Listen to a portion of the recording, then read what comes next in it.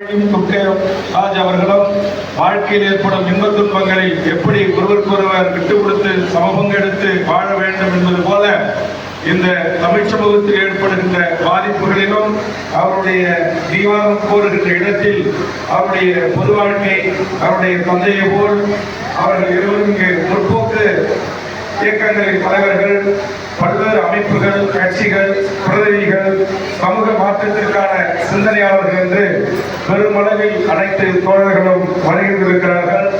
இங்கு அனைவரும் மணமக்களை வாழ்த்திருக்கிறார்கள்.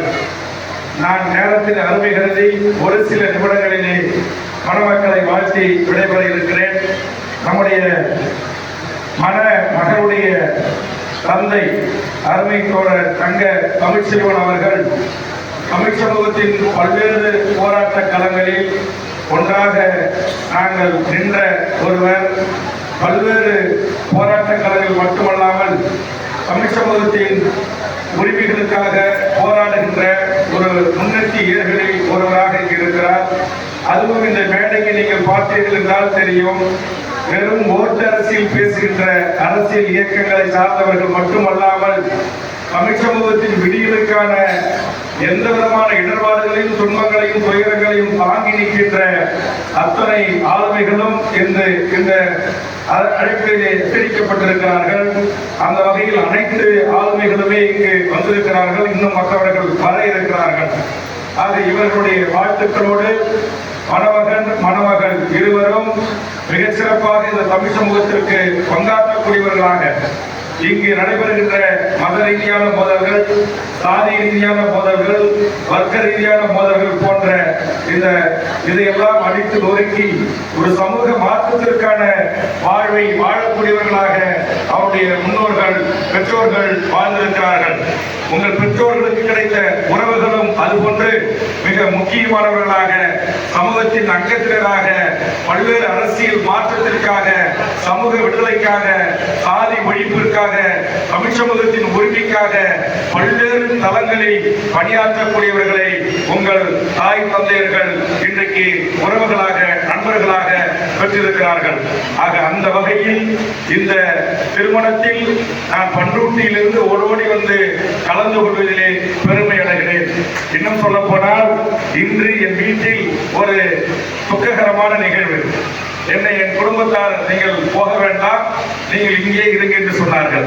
ஆனால் தன் வாழ்நாள் முழுவதும் தமிழ் சமூகத்திற்காக அர்ப்பணித்துக் கொண்டு செயலாற்றக்கூடிய நம்முடைய அருமை சகோதரர், நம்முடைய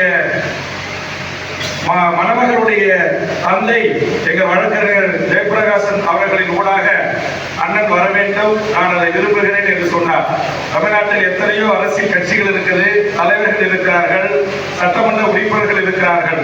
ஆனால் அவர்களுக்கெல்லாம் கிடைக்காத ஒரு என்ன சொல்லுவாங்க, ஐந்து மொழியில அவார் மொழியில சொன்னீங்கன்னா பாக்கியம், நம்ம மொழியில சொன்னோன்னா ஒரு கொடுப்பனை என்று சொல்வார்கள். அதுபோன்று திருவாரூர் மாவட்டத்தின் ஒரு கடவோடி கிராமத்தில் இந்த தமிழ் சமூகத்திற்காக உழைத்திட்ட நல்ல உள்ளங்கள் பெற்றெடுத்த பிள்ளை செல்வங்களை நான் மலர் மாலை எடுத்து தந்து அவர்கள் வாழ்க்கையினராக இன்றைக்கு உரிமை எடுத்துக் கொள்கின்ற இந்த நல் வாய்ப்பை எனக்கு வழங்கியதை நான் பெருமையாக கருதுகிறேன்.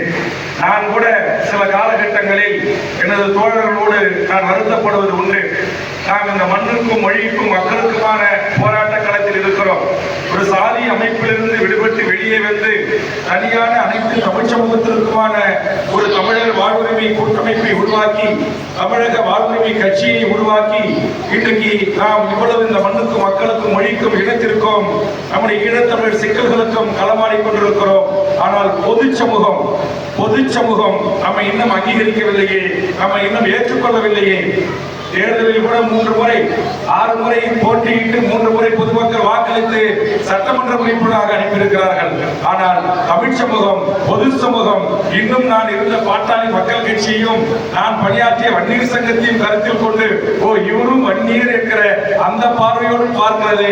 எவ்வளவு உழைத்தாலும், எத்தனை முறை சிறை சென்றாலும், எத்தனை முறை அடித்தட்டில் உழைக்கும் வர்க்கத்திற்காக களத்தில் இருந்தாலும் கூட இன்னும் பொது சமூகம் ஏற்றுக்கொள்ளுகின்ற ஒரு தலைவராக அல்ல, ஒரு சகோதரராக கூட நம்ம ஏற்க மறுக்கிறார்கள் என்கிற ஒரு வலி நிறைந்த வாழ்வு வாழ்வு என் வாழ்வில் உண்டு.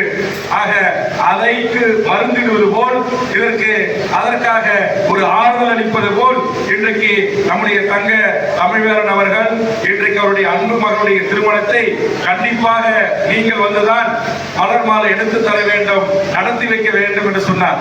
எனக்கு ஒரு பதட்டம். இது ஒரு முற்போக்காளர்கள் இருக்கிற மேடை, இதில் அதை சொல்வதிலே தவறில்லை. எனக்கு உணவு கொடுத்து என்னை பார்த்து வந்த என் பாட்டியார் நான் வாழ்ந்த வீட்டிலேயே நள்ளிரவு தவறிவிட்டார். உடல் வீட்டில் இருக்கிறது. உறவுகள் எல்லாம் வீட்டிலே உடல் இருக்கும் போது திருமணத்தை நடத்தி வைப்பதற்கு செல்வது ஏற்புடையதல்ல என்று மறுத்தார்கள்.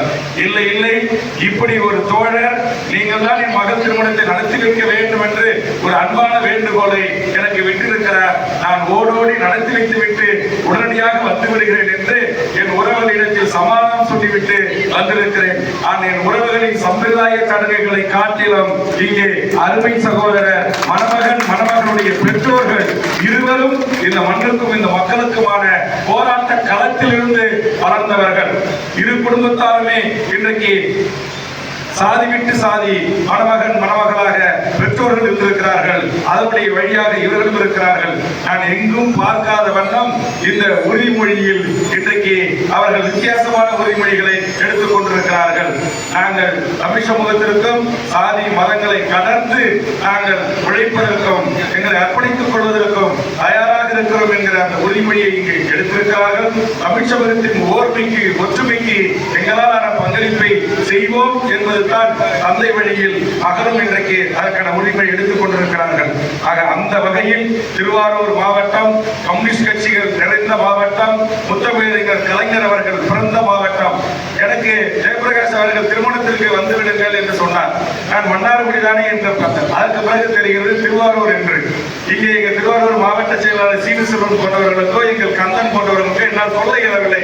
நான் எங்கள் தஞ்சை மாவட்ட செயலாளர் பாபு அவர்களுக்கும் நம்முடைய தம்பி செல்வம் அவர்களுக்கும் பிரபு அவர்களுக்கும் சொல்லிவிட்டேன். அதற்கு பிறகு வந்த பிறகுதான் எல்லை பிரச்சனை வருகிறது. எங்கள் மாவட்டத்திற்கு தலைவர் வருகிறார், எங்களுக்கு சொல்லாமே வருகிறார் என்று அப்படி கோபித்துக் கொண்ட எனதருமை நம்முடைய மயிலாடுதுறை வெங்கத்தில் இருந்து அனைத்து டெல்டா மாவட்டத்துடைய நிர்வாகிகளும் பொறுத்தருள வேண்டும். ஆக இந்த திருமணம் என்பது ஒரு முற்போக்கான திருமணம் மட்டுமல்ல, சாதி மறுப்பு திருமணம் மட்டுமல்ல, சமத்துவ திருமணம் மட்டுமல்ல. இதை போன்றவர்கள் தான் இந்த தமிழ் சமூகத்தின் அடக்குமுறைகளை ஒடுக்குமுறைகளை ஆதிக்க அரச பயங்கரவாத சட்டங்களை எதிர்த்து எல்லா போராட்டங்களிலும் எல்லா கருத்தரங்களிலும் எல்லா மாநாடுகளிலும் தொடர்ந்து பயணித்துக் கொண்டே இருக்கிறார்கள். நான் முதலில் எனக்கு விதிவிலக்கு தர முடியுமா அப்படின்னு இரவு தொடர்பு கொண்டு வழக்கறிஞர் நம்முடைய ஜெயபிரகாஷ் நாராயணன் அவர்களை கேட்டேன். இல்லை இல்லை தோழர், நீங்க மணமகளுடைய தந்தை ரொம்ப உறுதியாக இருக்கிறார், கண்டிப்பாக நீங்க வந்தே ஆக வேண்டும் என்று சொன்னார்கள். அந்த அடிப்படையிலே இருவரும் டாக்டரேட் படித்த ஆசிரியர் பெருமக்கள் அவர்கள் வாழ்க்கையில் எல்லா வளமும் பெற்று பெற்றோர்களும் நமது தமிழ் சமூகம் மதிக்கத்தக்க ஒரு வாழ்வை எதிர்காலத்தில் நீங்கள் வாழ வேண்டும் என்று இந்த நேரத்தை வாழ்த்தி இந்த நிகழ்விலே கலந்து கொண்டிருக்கிற எண்ணற்ற தமிழ் சமூகத்தின் ஆளுமைகள் பெயர் இருக்கிறது. எல்லார் பெயரையும் படித்து ஒருவர் பெயரை விட்டுவிட்டால் கோபித்துக் கொள்வார்கள். ஆக வருகிற அனைவருக்கும் வணக்கத்தை சொல்லி மணமகன் மணமகள் எல்லா வளம் பெற்று வளமோடு வாழ வேண்டும் என்று பல்லாண்டு பல நூறாண்டு நோய் நொடி இல்லாமல் இயற்கையை ஒட்டிய ஒரு வாழ்வோடு வாழ வேண்டும் என்று வாழ்த்தி வாய்ப்புக்கு நன்றி கூறி விடைபெறுகிறேன். நன்றி, வணக்கம்.